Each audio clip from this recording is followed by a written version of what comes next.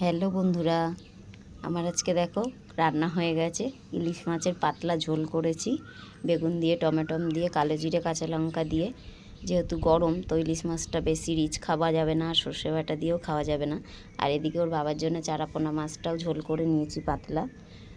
তো ভাত হয়ে গেছে আমার, আলু ভাজা, কুমড়ো ভাজা আর কাঁকরোল ভাজা, আর ডাল আছে একটু, টক ডাল, তো হয়ে যাবে। আর এই যে ভাত হয়ে গেছে। তো আমি সকাল সকাল রান্নাটা করে নিয়েছিলাম, প্রচণ্ড গরম পড়ছে, যার জন্য এখন রান্নাঘরে এসে রান্না করাটাও দায় হয়ে যাচ্ছে। তো মাছটা প্রায় আমার হয়েই গেছে, গ্যাস বন্ধ করে দিয়েছি। আর বেশি ঝোলও করিনি, একটু অল্প ঝোল, অল্প করেছি বেগুন দিয়ে, গ্রেভি আর করা হয়নি, ঝোলই হয়েছে ওটা। আর এই মাছটাও প্রায় হয়ে এসেছে, গ্যাস বন্ধ করে দেব, দিয়ে আমি এবারে ভাত বাড়তে শুরু করব। তো বন্ধুরা, তোমরা সবাই কেমন আছো? আশা করছি সবাই খুব ভালো আছো, আমিও ভালো আছি।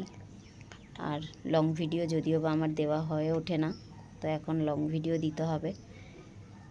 তো তোমরা সবাই দেখতে থেকো, আমিও প্রত্যেকের লং ভিডিওগুলো দেখি, আমারও খুব ভালো লাগে রান্নাবান্নার ভিডিওগুলো। তোমার রান্না কমপ্লিট হয়ে গেছে, এবার আমি ভাত বাড়বো। তো ওই যে ভাতটা বেড়ে নেব। তো শুভ দুপুর বন্ধুরা, সবাই কেমন আছো?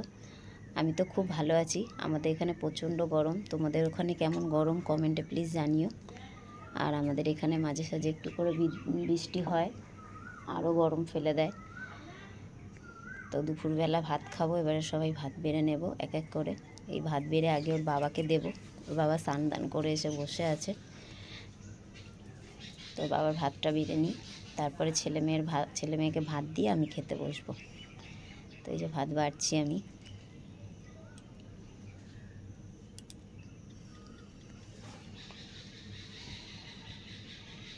ভাত বাড়া হয়ে গেছে, এবারে ভাজাভুজিগুলো দিয়ে ডাল দেব।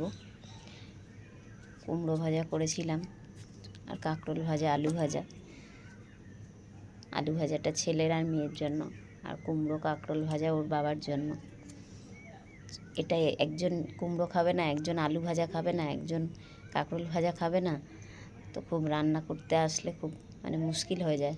আর টক ডালটা আছে, ওর বাবাকেই দিয়ে দেবো, কারণ ওর বাবা খুব ডাল ভক্ত। আর আমাদের মাছের ঝোল আর ভাজাভুজি দিয়ে হয়ে যাবে, দুরকম মাছের ঝোল আছে। তো এই যে ডাল দিয়ে আর মাছের ঝোল আর ভাজাভুজি দিয়ে খেতে দিয়ে আসি ওর বাবাকে আগে।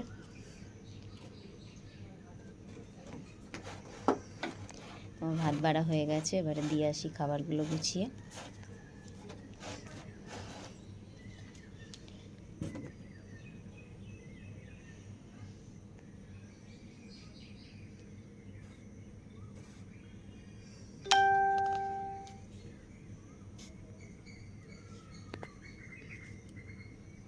মাছটার ঝোলটাও তুলে নেব।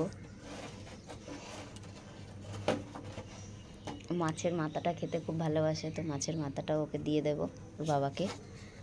আর এই ইলিশ মাছে এত কাটা খেতে আমার খুব একটা ভালো লাগে না, আমার মেয়ে ভালোবাসে।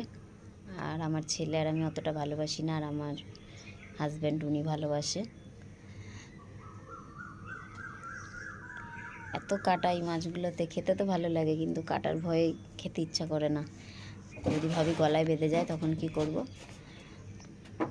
এমন মানুষ খুব কমই হবে হয়তো ইলিশ মাছ পছন্দ করে না। আমি ইলিশ মাছটা খুব একটা পছন্দ করি না এই কাটার জন্য।